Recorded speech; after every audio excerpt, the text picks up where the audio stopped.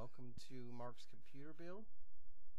And right now we just have a list of all the hardware components that I put in there. First, starting off the AMD quad-core 965 3.41 gigahertz processor, then the M4 A79T Deluxe motherboard, which has 1600 megahertz overclocked, and the Antec 1000 watt power supply, as well as the 8 gigs in total 1600 DDR3 RAM, and 2 ATI Radeon HD 4890 video cards, as well as a 120 gigabyte solid-state drive from OCZ, and then a XCLIO WindTunnel. It's a full tower with two 25 centimeter side fans with adjustable speed control, and also two optical drives there. And the next picture coming up here, and basically just the boxes when I received them. Kind of anticipate putting together a machine. This is the first computer I've ever built, and I was really excited because I think it's going to be a really solid machine.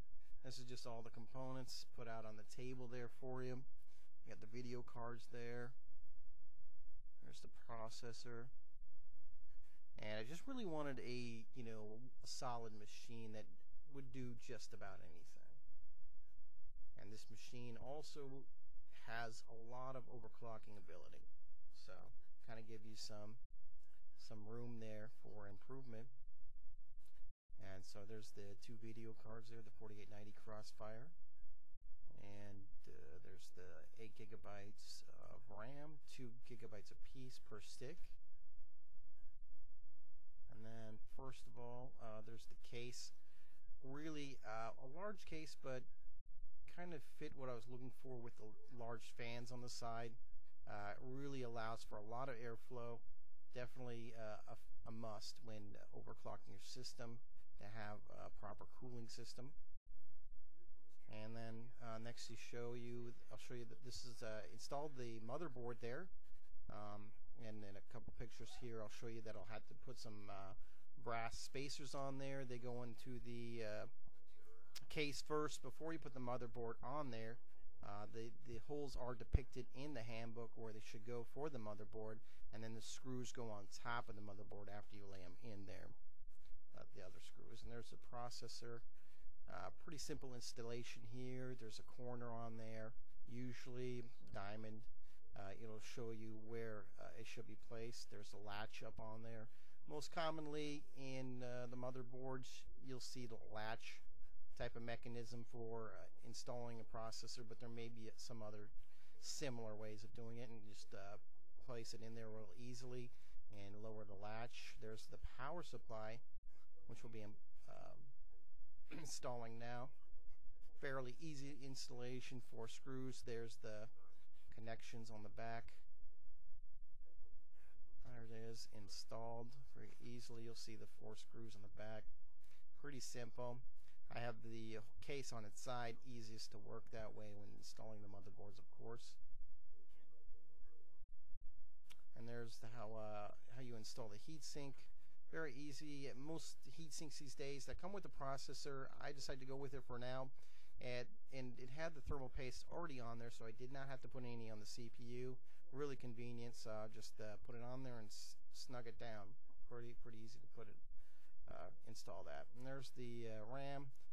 This is also easy to install. I mean, it goes usually in the slots. Sometimes, depending on how much RAM you get, you may have to put it in a specific order.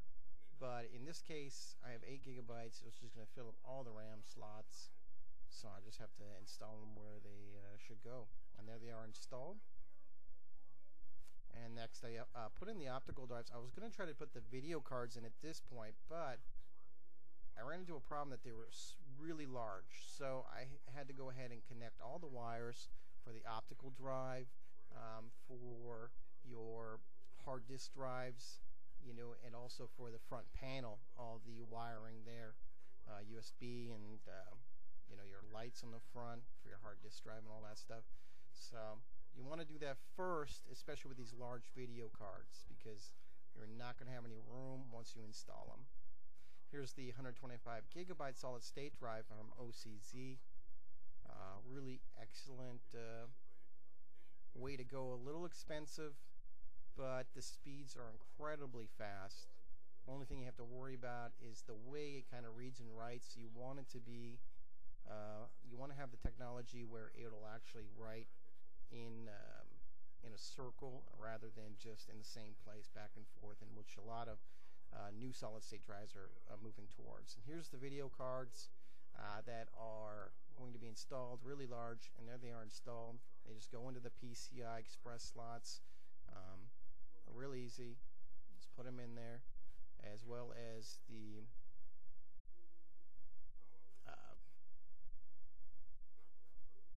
let's see here. I'll just show on the back of it. All of it's complete there, all together. The one thing I do want to mention, this case is really easy, really nice, because putting in the hard disk drives and optical drives, everything was basically screwless. It was just had brackets for you to place onto the optical drives and hard disk drives and just slide into place, which is really nice. Now I'll just start installing here Windows 7, 64-bit, and there it is installed already. Everything went through just fine. Here's the mess that is the aftermath of such a build, unless maybe you're a little neater than I am, but I got a little wild, and that's really about it. And if you have any questions, my email will be in the description. Thank you.